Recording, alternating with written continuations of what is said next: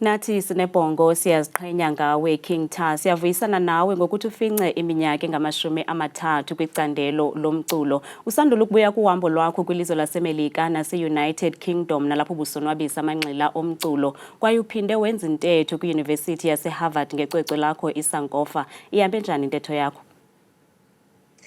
Molweni bhotani, ndiyabulela kakhulu. Yazi kuyo yonke le minyaka ndiyaqala ngqa uvela kwiindaba zesiXhosa.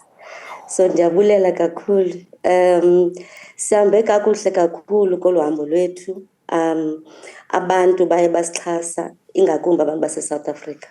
So ndiyathanda ubulela kakhulu abantu balapha ekhaya ngendlela basiphatha ngayo naxa singekho apha ekhaya. Xa siphumile baye basiphathe kakuhle. So bekumnandi kakhulu. And nase-Harvard sithethe kakuhle noprofessor obephaya, naye ngumuntu walapha ekhaya obefuna usondeza izimvo zabantu balapha ekhaya phaa kwesaa sikolo sakhe saseHarvard. So sincokole wethu ngobuntu, sancokola ngendlela zethu zokuphila nezokwenza umculo, into ezininzi nje. Kodwa sihambe kakuhle kakhulu. iSankofa ligama laseGhana elithethe ukubuyela emva okanye embo ukuyokulanda esikushiye ngasemva. Ingabe uthini umyalezo obufuna ukuwugqithisa ngeli cwecwe? Isengula myalezo ndandiqale ngawo ndisemncinci. Lo wokuthi masizidle ngobuntu bethu, sikhumbule imvelaphi yethu. Siyazi into okokubana xa silapha sisekhaya, eli lizwe ngelethu. Sesona sithembiso sethu eso kuba eli lizwe sikulo lelethu. So eyona nto ndithetha ngayo le. And mna xa ndithetha ngelizwe ke ndithetha ngeAfrika yonke iphelele. Ukuba umntu omnyama sisonke siphethwe kakubi and imvelaphi yethu inzima kakhulu. So xa ndithetha ngeAfrika ndithetha ngekhaya lam, from Cape to Cairo. Thandiswa, uphehlelele icwecwe lakho ngesingle ethi Kulungile. Kutheni ukhethe le ngoma? Well, you know, sometimes kulo msebenzi siwenzayo uye ucinge abantu kakhulu, ucinge indlela ononceda abantu ngazo. Kodwa I think kule ngoma ndendacinga about umuntu, ndendazicinga mna uba yintoni mna efunekayo kum ukwenzela uba ndizive ndiphila. So ndaqonda uba mandibhale le ngoma ithi Kulungile. Ndiyibhalele aba bantwana bancinci bakhulayo, mhlawumbi umntana akhule endlini apho angafunwa kuyo okanye umntwana adlwengulwe.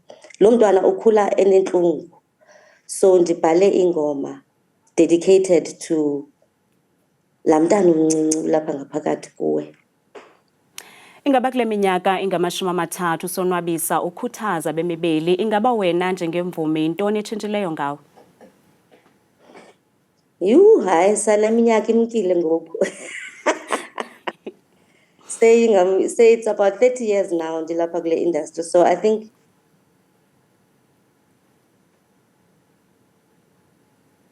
ekuqaleni yayindima uMambusi Mhlongo. And ngoku ndiyabona uba bakhona bezemva kwam ngoku abathi mama kum, abathi sisi kum. So yeyona nto itshintshileyo leyo, I think, ukuba indlela endihamba ngayo in this industry seyitshintshile ngoku. Andisengomntwana. Yonke into endiyenzayo funeka ndiyijonge uba iyakwazi na unceda abanye abantu abezayo emva kwam. King Tha, kulo mgqibelo siya kuwo wenza umbulelo eState Theatre. Abathandi bakho bangalindela ntoni? Igigi yethu inge-7 kaDisemba kulo mgqibelo ngo-7:30.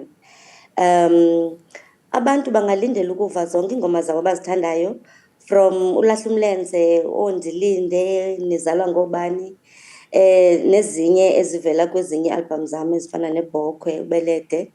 And then obviously ke ngoku sesithanda nodlala ezi zintsha zakuSankofa. So abo bazaziyo iingoma ezifana noKulungile, Emini, Sabela, Children of the Soil.